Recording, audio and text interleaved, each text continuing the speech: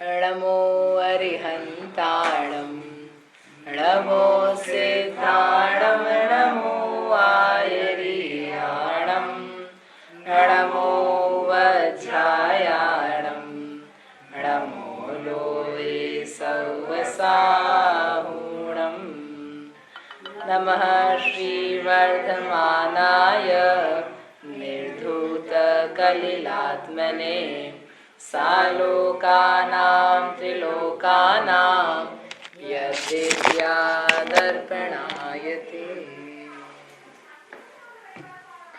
ये मांगलिक ग्रंथ है श्री रत्नकर्ण श्रावकाचार्य है। इसके रचयिता आचार्य भगवान श्री समंत भद्र स्वामी हैं।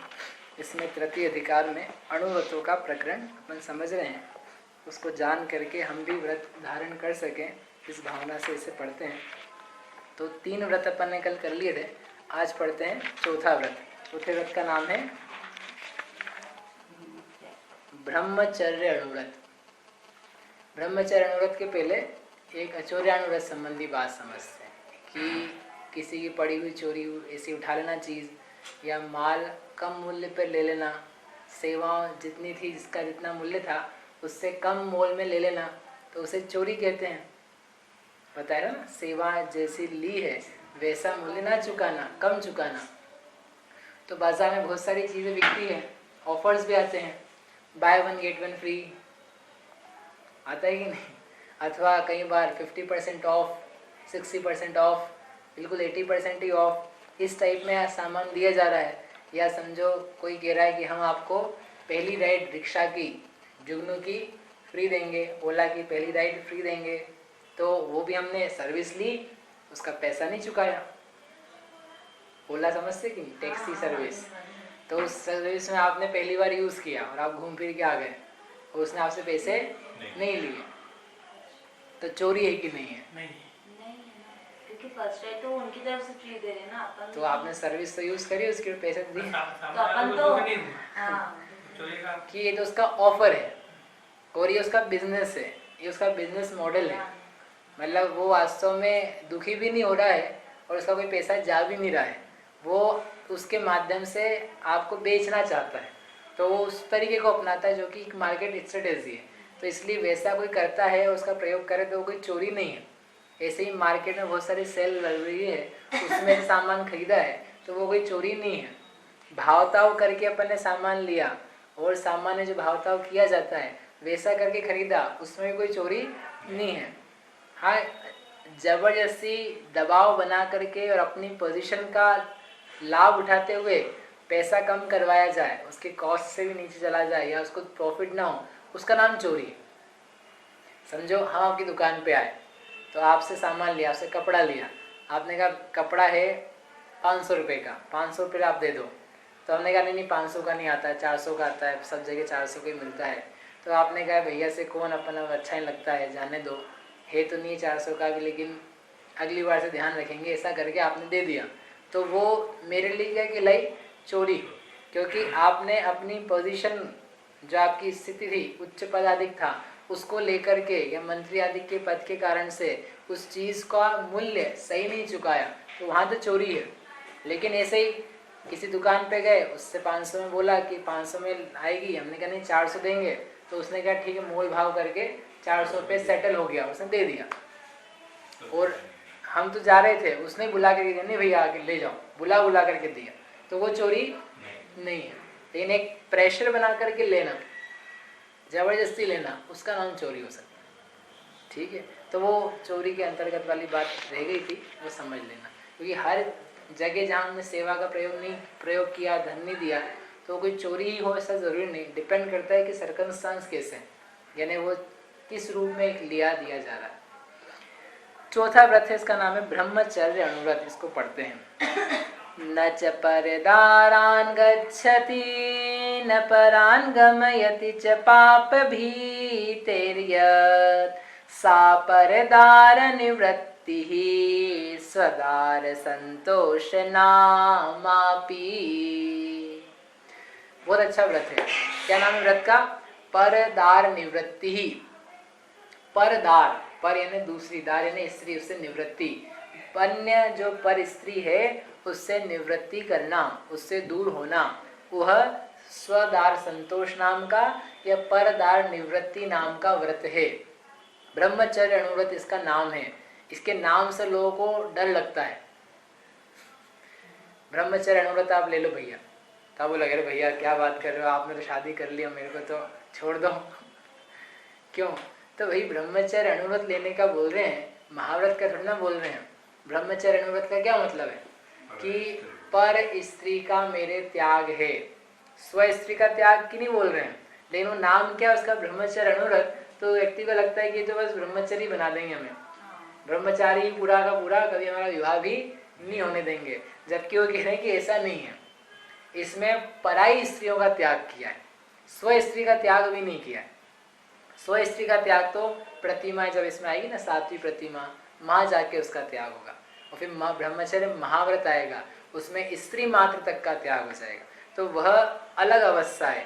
यहाँ तो ब्रह्मचर्य अणुव्रत है, तो आचरण का लोग इससे घबरा नहीं जाए, इसलिए इसका एक और नाम रखा, स्वदार संतोष नाम अपी। इसका एक और नाम है स्वदार संतोष। स्वदार संतोष यानी स्व यानी अपनी, दार यानी स्त्री, और संतोष यानी संतोषी उसमें रहना, अपनी स्त्री में संतोषी रहना, पर स्त्री का विचार भी त्याग देना, पर स्त्री के भोग आदि संबंधी विकल्पों का त्याग करना, उसका नाम है ब्रह्मचर्य अणुव्रत, स्वदार संतोष व्रत, परदार निवृत्ति व्रत। सब एकार्थवाची है। क्या करना पड़ता है इसमें, ये अच्छा बताया आपने, हमको पता नहीं था अभी तक। ऐसा भी कोई व्रत हो सकता है ब्रह्मचर्य नाम से कि जिसमें अपन विवाह भी कर लो और अपना काम भी चल जाए, व्रत भी बन जाए, यहाँ है ना ऐसा। इसमें क्या करना है, परदारान न गच्छति, पर स्त्रियों के प्रति गमन नहीं करता है। जो पराई स्त्रियां हैं, इसको लगा लो, आना जाना जो पराई स्त्रियां हैं उनके प्रति गमन नहीं करता है, उनके भोगों के प्रति लालसा नहीं रखता है, उनको प्राप्त करने की इच्छा नहीं रखता है, उनके साथ कोई अब्रह्म का सेवन नहीं करता है, ऐसा काम करे। और न परान गमयति, और जो दूसरे कोई जीव हैं उनको प्रेरणा नहीं करता कि हाँ आप पर स्त्री को भोगो, पर स्त्री के साथ संपर्क रखो, पर स्त्री के साथ में अब्रह्म का परिणाम करो, अब्रह्म का सेवन करो, ऐसा कार्य नहीं करता है, ना कराता है। क्यों नहीं कराता है, क्या कारण है उसका, कि थोड़े बदनामी होगी, अपयश होगा, क्या कारण?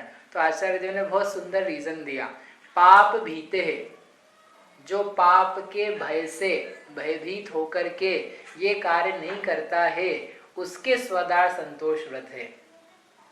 अर्थात इसमें क्या है कि कुशील का परिणाम, जो अब्रह्म का परिणाम है ना, जीवों में तेजी से पाया जाता है। जैसे जैसे यौवन अवस्था आने लगती है तो वीर्य बनता है, उस वीर्य का उद्रेक बनता है, तो उसमें स्त्रियों के प्रति आकर्षण और स्त्रियों को पुरुष आदि के प्रति आकर्षण का परिणाम पैदा होने लग जाता है, और उसमें फिर स्वच्छंदता का परिणाम आता है, जिसके कारण से हर किसी के प्रति भोगने का भाव व्यक्ति करने लगता है। और वर्तमान का समय तो इसके लिए और भी खराब है, कि जिसमें प्रचार इस बात का किया जा रहा है कि भोगना बुरा नहीं है, भोगो, और पर स्त्री के भी भोगने में कोई दिक्कत नहीं है, बस शर्त इतनी है सहमति होनी चाहिए। असहमति से नहीं करो आप कुछ काम, सहमति से करो तो एवरीथिंग इज फाइन। आपके विवाह की कोई जरूरत नहीं है, शादी वादी की कोई जरूरत नहीं है, स्व स्त्री पर स्त्री की कोई बात नहीं है, आप कहीं भी जाकर के अब्रह्म सेवन कर सकते हो, लेकिन बस ये दिक्कत नहीं होनी चाहिए, अन्यथा दंड मिलेगा। सहमति से करो तो कोई दंड नहीं, असहमति से करो तो दंड। उसके लिए तो प्रचार है। अपने यहाँ तो फिर भी थोड़ी संस्कृति है, जो विदेश है वहाँ पर तो संस्कृति इस बात की है कि अपना शरीर को दिखाया जाए, शरीर का जितना दिखावा बनेगा पर व्यक्ति पर पुरुष उतना आकर्षित होगा, और फिर हमारे पास उतने ऑप्शंस रहेंगे, हम किसी के प्रति भोग कर लेंगे। इन्हें हम क्या, यदि मूवीज यदि देखो, उनका कल्चर देखो, उस कल्चर में ये बात है कि अपने को शो ऑफ करना चाहिए, भोग करना चाहिए, इसमें कोई दिक्कत नहीं है। जबकि कह रहे कि इसमें बहुत समस्या है। इसमें समस्या ये है कि तुम्हारा जो मन है वह मन कितना पापमय हो रहा है कि हर किसी स्त्री पुरुष को भोगने का भाव आ रहा है, तुम्हारे मन में शांति थोड़ी देर भी नहीं ठहर रही है, और शरीर का नाश, रोग आदि हो रहे हो तो बाहर की बात है, इन अंतरंग परिणामों में मलिनता कितनी है, स्व पर का विभाग सारा का सारा मिट गया।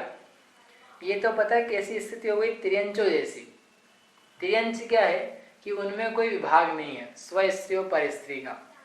हर कोई पुरुष तिर्यंच है, जो मादा तिर्यंच है उसके साथ सेवन आदि कर सकता है, उसमें कोई विवाह थोड़ी ना होता है, बिना विवाह के रहते।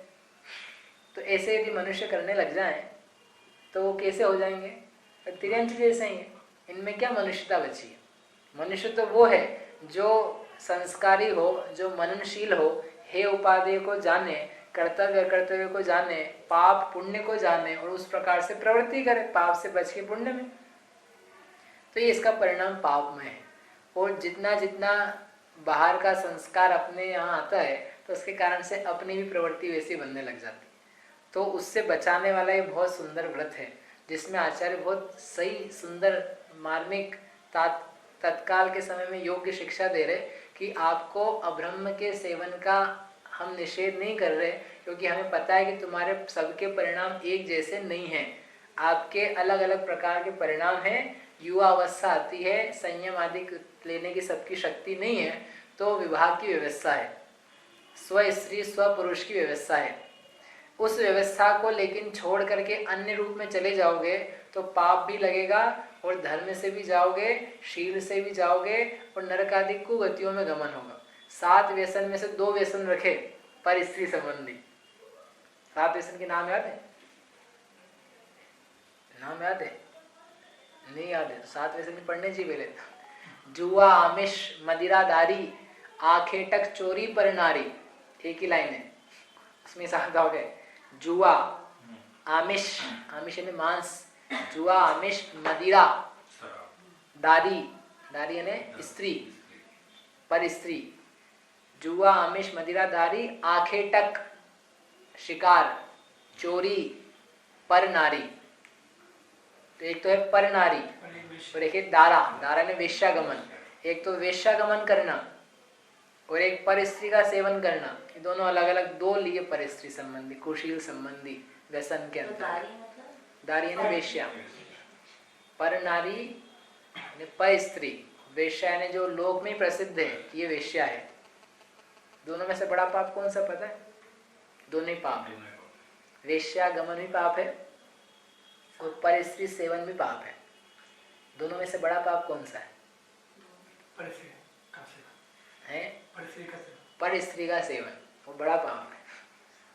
और वेश्यागमन उससे छोटा पाप, इसका मतलब ये मत समझना चाहिए कर सकते हैं, नहीं तो इसी थोड़ा सा विचार कर रहे हैं। क्या वेश्या तो लोक में प्रसिद्धि है कि यहाँ पर वेश्या है और वेश्या का इस प्रकार सेवन होता है, इसका मूल्य चुकाया जाता है, उसका कोई विशेष दंड नहीं है। विशेष दंड यानी अपने आप में प्रोस्टिट्यूशन इज अ क्राइम, लेकिन अपेक्षाकृत कर रहे हैं। लेकिन पर स्त्री जो है ना, पर स्त्री तो यानी जो घर गृहस्थी में कोई स्त्रियां हैं, किसी की बेटी है, किसी की पत्नी है, किसी की माता है, उस स्त्री का सेवन करना, तो वो तो महापाप, उसको लिए बहुत बड़ा दंड है, क्योंकि उसमें किसी की गृहस्थी खराब हो रही है, किसी का व्यापार क्या कहें, घर का जो वातावरण है वो खराब हो रहा है, तुम्हारे चित्त में आकुलता बहुत ज़्यादा रहेगी उसके लिए।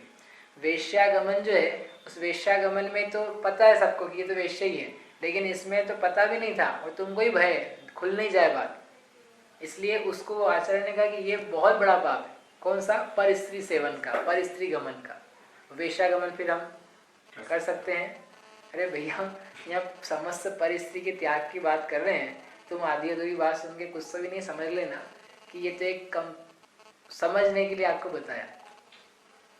कहना ये था कि व्यसन में भी 7 व्यसनों में से 2 व्यसन को लिया, वेश्यागमन को और परिस्त्री सेवन को व्यसन के अंतर्गत, और यहाँ पाप में लिया कुशील में, और उसके त्याग के रूप में रखा इसको, ब्रह्मचर्य अनुव्रत को।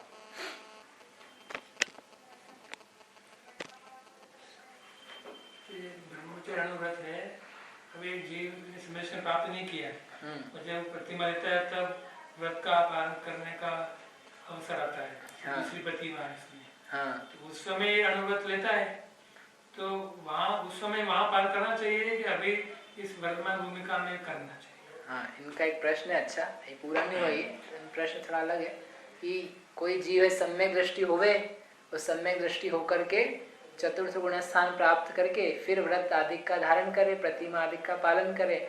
वैसा करे कि किसी को सम्यक दर्शन नहीं है, अभी अज्ञानी मिथ्या दृष्टि है, तो ही वो इन व्रतों को धारण कर ले। वर्तमान समय में क्या करना चाहिए? क्यों जी, क्या करना चाहिए? सम्यक दृष्टि होकर के धारण करना चाहिए कि बिना सम्यक के भी धारण कर सकते हैं? तो फिर तो पाप लगेगा। सम्यक के बिना धारण कर लेंगे तो पाप लगेगा। कह रहे पाप कैसे लगेगा? ये तो जो व्रत है, ये व्रत हर भूमिका में धारण करने लायक है। सम्यक तो ना प्राप्त हुआ हो किसी को भी, तब भी ये व्रत धारण करने योग्य है, क्योंकि ये व्रत तो बहुत जीव की रक्षा कर रहे हैं। इनकी रक्षा होती हुई, जीव की रक्षा होती हुई, जीव को परिणाम निर्मल बन रहा है, पाप से बच रहा है। उस पाप से बचने के अंतर्गत वो अपने आत्मा का अनुभव भी सरलता से कर सकता है। जो दिन रात पाप में लगा है, पर स्त्री के भोगने का परिणाम रखता है, इधर उधर की कन्याओं में, स्त्रियों में जिसका चित्त घूम रहा है, वो बैठ करके क्या आत्म ध्यान करेगा? जिसके इतनी ही ठिकाने नहीं है कि मुझे स्व स्त्री का ही सेवन मात्र का नियम है, पर स्त्री का त्याग है, तो उसके तो चित्त की स्थिरता ही नहीं बनने वाली। वो उपदेश सुनने तक में उसका मन नहीं लगेगा, प्रवचन भी सुनने जाएगा ताका जागी करता रहेगा, कहाँ कौन बैठा है, किसको दिखाऊं, किसको रिझाऊं, और खुद ही डूब जाएगा। इसलिए ये जो व्रत है ना, ये अणुव्रत तो बहुत सरल है। सरल यानी जो प्रत्येक जीव को 8 वर्ष की उम्र से ही धारण कर लेने चाहिए। उससे वह पंचम गुणस्थान वर्ती भले ना हो पाए मिथ्यात्व के कारण से, लेकिन कम से कम व्यवहार में उस गुणस्थान के प्राप्त करने की अवस्था में तो आ ही गया। उसको बस अब अंतरंग का कार्य करना है। जब तक वो नहीं करेगा तब तक पंचम नहीं हो पाएगा, 2 कषाय का अभाव नहीं होगा तब तक नहीं होगा। लेकिन कम से कम उसने इतना कार्य तो किया, वो कार्य किया तो उसको उसका उतना फल मिलेगा, प्राप्त हो। वही पांचों पाप का त्याग तो वैसे वो 7 व्यसन में आ जाता है, तो वो तो देनी भी नहीं कहलाएगी 7 व्यसन। वो 7 व्यसन का त्याग सामान्य मां त्याग करा है, यहाँ पर उसी को विशेष रूप में ले रहे हैं कि ये प्रतिज्ञा पूर्वक जो छोटी छोटी बातें भी हैं उनका भी त्याग हो। जैसे 7 व्यसन में हिंसा के अंतर्गत मदिरा, आवेश, आखेटक, इनका त्याग करा था। यहाँ तो अब सारे प्रकार की तरह से हिंसा का त्याग करा है। वहाँ वेश्यागमन, पर स्त्री का बस भैया इनका सेवन नहीं करना, इसका त्याग। इसमें तो स्वयं ना करे, दूसरे को ना कराए, उसको अच्छा ना माने, किसके कारण? पाप के भय से। 7 व्यसन का त्याग तो व्यक्ति इसलिए भी करता है कि लोक में निंदा होगी, अच्छा नहीं मानेंगे, मेरा घर बिगड़ जाएगा, मेरे घर में पैसे खत्म हो जाएंगे, वेश्या सब लूट लेगी, तो धन के लोभ से, परिवार के लोभ से, समाज के लोभ से, राजा के भय से, दंड मिलने के भय से वो बहुत सारे व्यसनों का त्याग कर सकता है। लेकिन यहाँ पर ये जो व्रत की बात कह रहे हैं, तो व्रत में उन्होंने शब्द दिया पाप भीते, पाप के भय से पर स्त्री का त्याग करे, कि वास्तव में पर स्त्री की तरफ मेरी दृष्टि भी जाएगी, मेरे मन में विचार आएगा, तो उसका फल पाप आना है, उससे पाप बनने के अलावा हाथ में कुछ भी नहीं आएगा। पर स्त्री को देखा और देख करके राग पैदा हुआ, वो पाप बनने चालू हो गया। देखने का परिणाम चालू हुआ तुम्हारे कि मैं देखूं, तुम्हें परिणाम क्या है पर स्त्री को देखने का, क्या करोगे देख करके? तो वो देखने तक का भाव पाप पैदा करता है। तो इसे पाप के भय से वो उसके भोगने का त्याग कर देता है कि मुझे इनका नहीं भोगना है। वही स्त्री का भोगना बनेगा जो स्त्री मेरी ब्याही हुई होगी, जो विधिवत रीति से ब्याह करके लाई हुई स्त्री है, वह मेरे भोग्य है और कोई भोग्य नहीं है। ऐसे स्त्री के बारे में समझ लेना, जो मैंने ब्याह किया हुआ पुरुष है वही भोग्य है, उसके अलावा अन्य कोई भोग्य नहीं है। ऐसा त्याग करना और न दूसरों को कराना पर स्त्री गमन। अरे बेटा आजकल चलता है, गर्लफ्रेंड बनाओ, घूमो फिरो, शादी के पहले जो तुम्हें करना है वो सब करने के लिए तुम छुट्टे हो, खुले हो। शादी के बाद तो क्या हो जाएगा, बन जाओगे। उसके पहले आपको जो करना है आप सब कर सकते हो। इस प्रकार के उपदेश देने वाले घर घर में मौजूद हैं। यहाँ तक कि ऐसी स्थितियाँ हैं कि पिता ही अपने बच्चों को बोल रहा है, अरे बेटा खूब घूमो फिरो, जो चाहिए गाड़ी रुपया पैसा घुमाना लड़कियों को, तुम तो जो मन में आए सो करो। आज तुम्हारे तो खेलने घूमने फिरने के दिन है, तुम नहीं करोगे तो क्या हम करेंगे? यानी ऐसे ऐसे जीव भी प्राप्त हो रहे हैं जो स्वयं कर नहीं पा रहे हैं पर स्त्री का भोग, तो सोच रहे हैं कि कम से कम हमारे बच्चे तो कर लें, अपने दोस्त तो कर लें, हमारे में इतनी सामर्थ्य, रूप, बल वगैरह नहीं है, तो वो दूसरों को प्रेरणा कर रहे हैं। तो दूसरों को प्रेरणा कर रहे हैं, इसका मतलब स्वयं ही वैसा पाप बांध रहे हैं। स्वयं करे या दूसरों से कराए, तो करा रहा है वो, करे चाहे नहीं करे दूसरा, लेकिन इसका पाप तो इसके साथ चल गया है। इसको पाप का भय नहीं है। ये स्वयं क्यों नहीं कर रहा है? ये कर नहीं पा रहा है। शक्ति नहीं शरीर में, या धन नहीं है, या रूप नहीं है, या बल नहीं है, या रोग आदि लगे हुए हैं, जो कोई भी कारण है, किसी कारण से स्वयं पर स्त्री का सेवन नहीं कर रहा, लेकिन दूसरे को कह रहा है कि आप करो, तो इसका मतलब इसको पाप का भय नहीं, ये पाप नहीं समझता उसे, ये तो उसको शोभा समझता है। और स्थिति ऐसी है, जिसकी ज़्यादा गर्लफ्रेंड वो बड़ा व्यक्ति, और अपन भी उससे प्रभावित हो जाते हैं।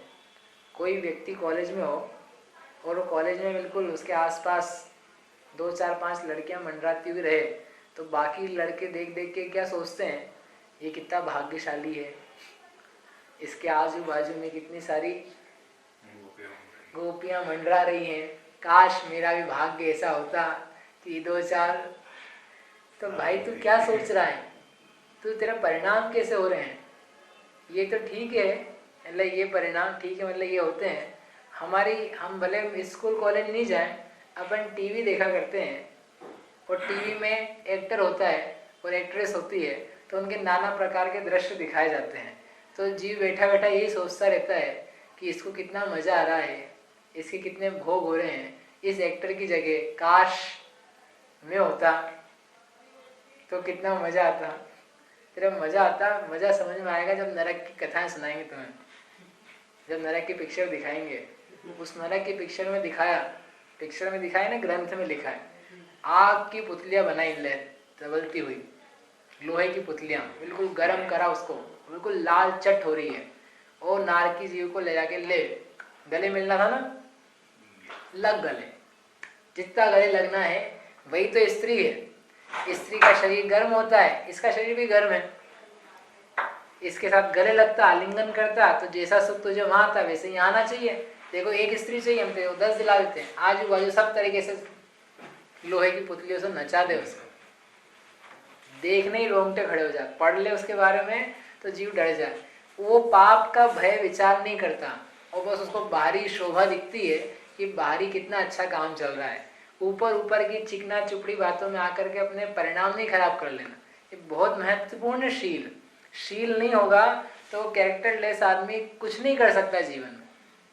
भले लोक में थोड़े बहुत पद की प्राप्ति कदाचित हो जाए पूर्व पुण्य से, लेकिन इसका भविष्य और वर्तमान की आकुलता वह ठीक नहीं है, दुखी है, आकुलित है, पाप का बंध कर रहा है। सबसे बड़ी समस्या ये है। भले कहता रहे कि हम प्रसन्न हैं, 4 5 आगे पीछे घूमने वाले हैं, लेकिन पाप तो छोड़ने नहीं वाला है। जिस दिन उन्होंने शब्द डाला पाप बीते हैं, पाप के वजह से आगे पीछे नहीं डाला था, लेकिन यहाँ डालने की जरूरत है कि तुम्हारे पाप का भय नहीं पैदा होगा तो इस कार्य से छूट नहीं पाएगा। देखो सामाजिकता के कारण से हम कोई विपरीत कार्य नहीं करते हैं, परिणाम आते हैं लेकिन हम कुछ कह नहीं पाते हैं, छेड़ नहीं पाते हैं, बात नहीं कर पाते, अथवा जैसे मन में विचार आ रहे वैसा प्रकट हो नहीं पाता है, क्योंकि सामाजिक व्यवस्थाएं हैं, दंड की व्यवस्था है, तो वो उसके कारण से ना करना उसमें कोई बड़ी बात नहीं है। लेकिन ऐसा मन में भाव रहे कि नहीं कार्य ही गलत है, पर स्त्री के सेवन का भाव ही गलत है, सेवन करना तो दूर की बात है, वह परिणाम अपने आप में अत्यंत त्याज्य है, तिरस्कार करने के योग्य है, अन्यथा वह परिणाम मेरी आत्मा का तिरस्कार करेगा। समय सार जी में एक पंक्ति है कि ये जो विभाव भाव है, ये शरीर है, ये कैसे हैं? ये आत्मा का तिरस्कार करने वाले, मतलब इसमें डूबना, इन क्रोध काम कषाय भावों को तवज्जो देना है, स्थान देना, तो ये तेरा तिरस्कार करने वाले। और आत्मा तेरा स्वभाव ज्ञान रसन चैतन्य रूप है, तेरी स्त्री स्वानुभूति है, उसमें रमण नहीं करके, उसमें लीन नहीं होकर के इन पर भावों में जा रहा है, तेरी आत्मा की इज्जत मिट गई, तिरस्कार हो गया पाप भाव के कारण से। इसलिए पाप भाव का त्याग करना, पाप का भय रखना, सम्यक दृष्टि तो निर्भय होता है कि निर्भय, 7 भयों से मुक्त है, हमें किसी का भय नहीं है, कोई पाप का भय नहीं है, ये भूल में नहीं रहना। सम्यक दृष्टि भी भयभीत रहता है। किससे? संसार से, विराधना से, देवशास्त्र गुरु की अभिनय नहीं हो जाए इससे, संसार में मेरा भ्रमण नहीं बढ़ जाए इससे, मेरे तत्व की विराधना नहीं हो जाए, सम्यक नहीं छूट जाए, निदान बंद नहीं हो जाए, इन सब बातों से भयभीत रहता है। पाप से भयभीत रहता है, प्रतिकूलताओं से भयभीत नहीं रहता, लेकिन पाप से तो भयभीत रहता है। मरण से भयभीत नहीं है, क्योंकि मैं जानता हूं मैं अविनाशी हूं, लेकिन जो पाप को कराने वाली बातें हैं उनसे तो भयभीत है। ठीक, इसलिए ये भय रखना। किसका? बोलो बहन जी, किसका?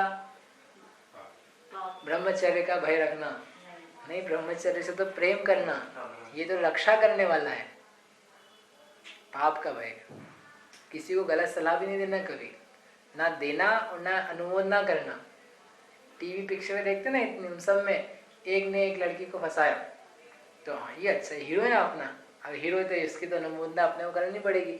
अच्छा काम किया इसने, उसने अब्रह्म सेवन किया, भोग आदि किए, वो दिखाए गए, तो उसको देख करके हर्षित हुआ, अच्छा हुआ, ये अच्छा किया इसने, देख करके अच्छा लगा।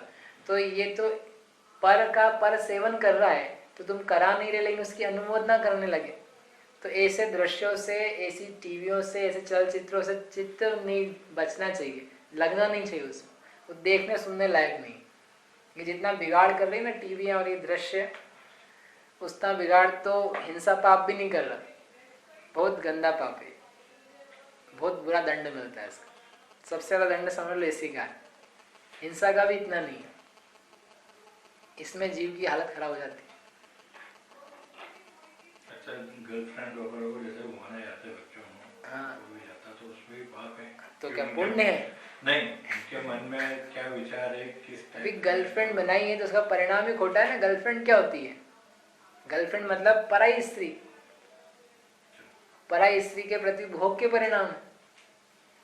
वो उस वक्त उसका भोग इतना खुला हुआ नहीं, उसको पता ही नहीं शायद कि भोग क्या होता है। समझो 7वीं 8वीं के बच्चे ही हैं, वही गर्लफ्रेंड बना के घूम रहे हैं, तो उसको पता नहीं कि वो अब्रह्म क्या होता है, लेकिन वो परिणाम तो अब्रह्म का ही है ना, रिझाने का, स्पर्श करने का, आलिंगन करने का, वो जो जो भी है वो सारा का सारा ब्रह्म पाप रूप है, उसमें कोई पुण्य नहीं है। पुण्य क्या मतलब, वो पाप भी कोई ऐसा छोटा मोटा नहीं है, ये अपने देश की है भी नहीं चीज, ये सब देखा देखी इधर उधर से आई हुई चिपकी हुई चीज है, महा चोरी करी हुई बाहर से, देखा देख देख देख करके आने वाली। अभी 20-25 साल की देन है, इसके पहले कुछ नहीं था ऐसा, सब ठीक ठाक था। अभी है सब, और जितना हाथ में मोबाइल है, इंटरनेट है, व्हाट्सएप है, ये सब उसी को बढ़ावा देने वाला है। बहुत ज़्यादा शील की सुरक्षा की आवश्यकता है, स्वयं की और आपके घर में बच्चे हो या होने वाले हो उनकी, जो अपनी जिम्मेदारी है, अपना बचे और दूसरों का बचे। शील सदा दृढ़ जो नर पाले, सो ओरन की आपद टाले। जो स्वयं शील का पालन करे वो दूसरों की आपदा टालता है, दूसरों की विपत्तियों से के निमित्त से टलती है। 16 कारण भावनाओं में एक शील व्रत का अनतिचार पालन करना, बिना कोई दोष लगाए शील वृत्ति में दृढ़ बने रहना। अनंतमती सती जैसे, सुदर्शन सेठ जैसे, रावण तक जैसे। रावण के 2 उदाहरण है, यद्यपि उसने बाद में परिस्त्री का हरण किया, उसने भी, लेकिन उसने सेवन नहीं किया, उसका नियम था उसका। तो जो रावण था ना, रावण को वो चाहिए थी, एक राज्य था, राज्य पे आक्रमण करने गया, उस राज्य को जीतना था उसे, लेकिन राज्य के राजा के पास 2 विद्याएं थी जिसका उपाय उत्तर रावण के पास नहीं था। तो उसने कहा क्या करें कैसे जीतें। तो उस राज्य के राजा की जो रानी थी, पत्नी, वो रावण पे मोहित थी, वो रावण को बहुत चाहती थी। शादी उसकी इस राजा से हो गई थी, लेकिन मन ही मन में उसके रावण था।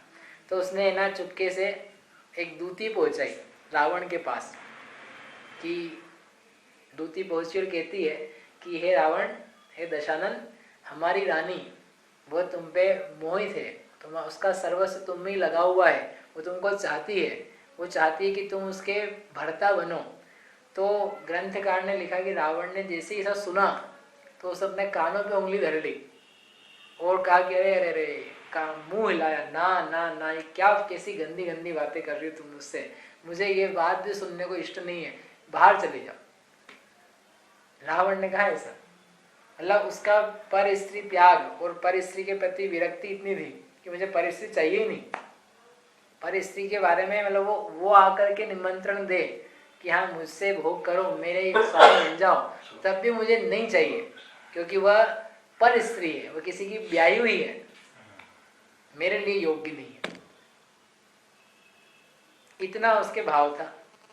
ऐसे जीव हो, ऐसे अपने परिणाम हो कि पर स्त्री आकर के कहे कि मेरा भोग कर लो, हम तुम पे मोहित हैं, तो बोले देखो अपन तो नहीं जा रहे थे, अब यही सामने से आई है तो क्या जाता है अपना, अपन इसका यूज कर सकते हैं कि भूल करके भी ऐसे परिणाम भी चित्त में नहीं लाना। कोई मुझे ऑफर करे, कोई मुझे प्रपोज करे, तुम्हारे प्रपोज करने के चक्कर में दूसरी चीजें प्रपोज आ जाएगी, दुख प्रपोज होएगा फिर बाद में। प्रपोज करने में क्या कोई महानता है? अपने को 2-4 ऑफर मिल जाए तो उसमें कोई महानता है? महानता तो ब्रह्मचर्य पूर्ण रूप से धारण करे उसमें है।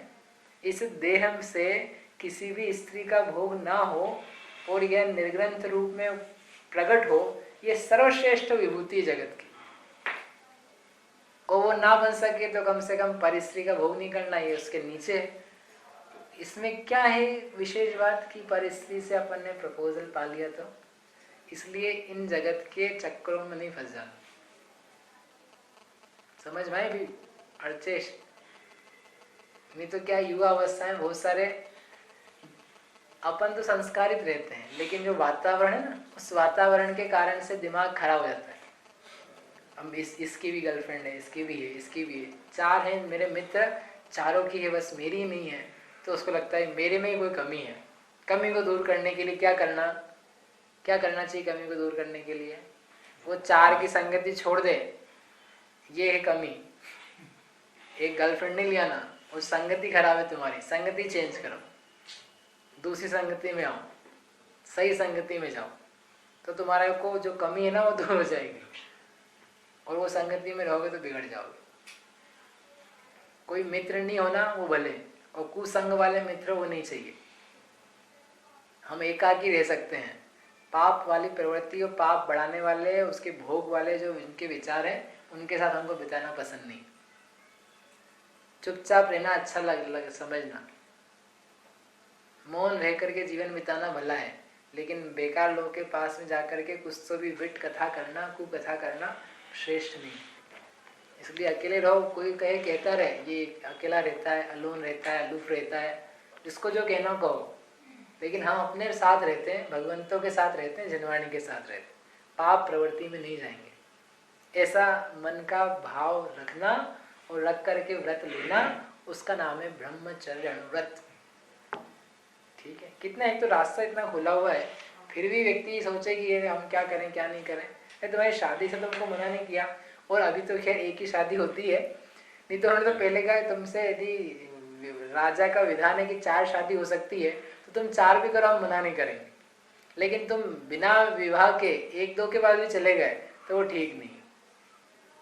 इसलिए ऐसा जान करके इस व्रत का हम पालन करें, पाप का भय होवे, क्योंकि पाप के भय के बिना कार्य किया भी जाए तो फल नहीं उसका वैसा।